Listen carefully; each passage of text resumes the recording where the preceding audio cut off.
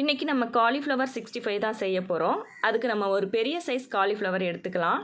இந்த மாதிரி சின்ன சின்ன பீஸாக ஒரே அளவில் கட் பண்ணி எடுத்துக்கலாம். அடுத்து ஒரு கடாயில் பாதி அளவு தண்ணி எடுத்து அதில் கொஞ்சம் மஞ்சத்தூள் கொஞ்சம் உப்பு போட்டு சூடு பண்ணுங்கள். தண்ணி கொஞ்சம் சூடானதும் அதில் நம்ம கட் பண்ணி வச்சுருக்க காலிஃப்ளவரை போட்டு ஒரு 5 நிமிஷம் லோ ஃப்ளேமில் வைங்க. 5 நிமிஷம் இப்போ ஆயிடுச்சு. இப்போ நம்ம காலிஃப்ளவரை அப்படியே வடிகட்டி இன்னொரு பாத்திரத்தில் எடுத்து வச்சிடலாம்.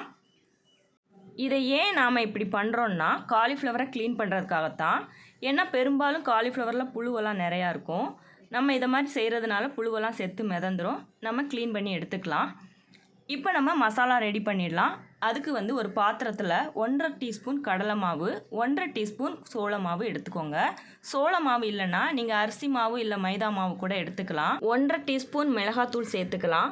இந்த குட்டி ஸ்பூனில் 1 ஸ்பூன் மிளகுத்தூள், 1 ஸ்பூன் சீரகத்தூள், 1 ஸ்பூன் மஞ்சள் தூள், 1 ஸ்பூன் கரம் மசாலா சேர்த்துக்கலாம்.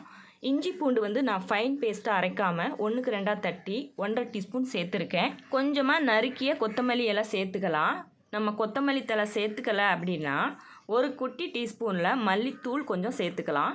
அப்புறமா கொஞ்சம் கருவேப்பிலை சேர்த்துக்கோங்க. இதில் தேவையான அளவு நம்ம உப்பு ஆட் பண்ணிக்கலாம். இப்போ நம்ம தண்ணி ஊற்றி பிசைய ஆரம்பிச்சிடலாம். தண்ணி நிறையா விட்டுறாதீங்க. கொஞ்சம் கொஞ்சமாக விட்டு பிசைய ஆரம்பிச்சிருங்க. பாருங்கள், நான் ஆயில் விட மறந்துட்டேன். நான் கொஞ்சமாக ஆயில் விட்டுக்கிறேன். இந்த ஆயில் நம்ம சேர்க்கறதுனால மசாலா பிரிஞ்சு வராமல் இருக்கும். பாருங்கள், மாவு ரெடி ஆயிடுச்சு. மாவு இந்த கன்சிஸ்டன்சியில் இருந்ததுன்னா காலிஃப்ளவரோட நல்லா கோட் ஆயிரும். மாவு ரொம்ப தண்ணியாகவும் இருக்கக்கூடாது, அதே சமயம் கெட்டியாகவும் இருக்கக்கூடாது. இப்போ நம்ம சுடுதண்ணியில் போட்டு வடிகட்டி வச்சுருக்க காலிஃப்ளவரை இந்த மிக்ஸில் போட்டு நல்லா மிக்ஸ் பண்ணிடலாம். பாருங்கள், இந்த மிக்சர் ரொம்ப நல்லாவே ரெடி ஆயிடுச்சு. காலிஃப்ளவரை சுடுதண்ணியில் போட்டு மட்டும் எடுங்க. ரொம்ப வேக விட்டுறாதீங்க. வேக விட்டீங்க அப்படின்னா காலிஃப்ளவர் ஃப்ரை பண்ணதுக்கு அப்புறமா கிறிஸ்பியாகவே இருக்காது. இப்போ நம்ம ஸ்டவ்வை ஆன் பண்ணிவிட்டு ஆயிலை ஹீட் பண்ணலாம். ஆயில் ஹீட் ஆயிடுச்சு. நம்ம மிக்ஸ் பண்ணி வச்சுருந்த காலிஃப்ளவரை ஒன்றா எடுத்து ஆயிலில் போடுங்க. ரொம்ப லோ ஃப்ளேம்லேயும் வைக்காதீங்க, ரொம்ப ஹை ஃப்ளேம்லேயும் வைக்காதீங்க. மீடியம் ஃப்ளேமில் வைங்க.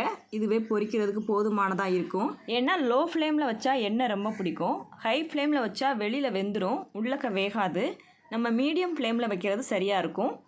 இப்போ பாருங்கள், இப்போ ஓரளவுக்கு வெந்துருச்சு. நம்ம பெரட்டி விட்டுடலாம். இது பொன்னிறமாக வந்த உடனே நம்ம எடுத்துடலாம். பாருங்கள், இப்போ பொன்னிறமாக வந்துருச்சு. நம்ம எடுத்து ஒரு பிளேட்டில் மாற்றி வச்சிடலாம். மீதி இருக்க காலிஃப்ளவரையும் இதே மாதிரி நம்ம போட்டு பொரித்து எடுத்துடலாம். பாருங்கள், கடையில் செய்கிற மாதிரியே சுவையான ஒரு காலிஃப்ளவர் 65 நம்ம வீட்டிலே செஞ்சாச்சு.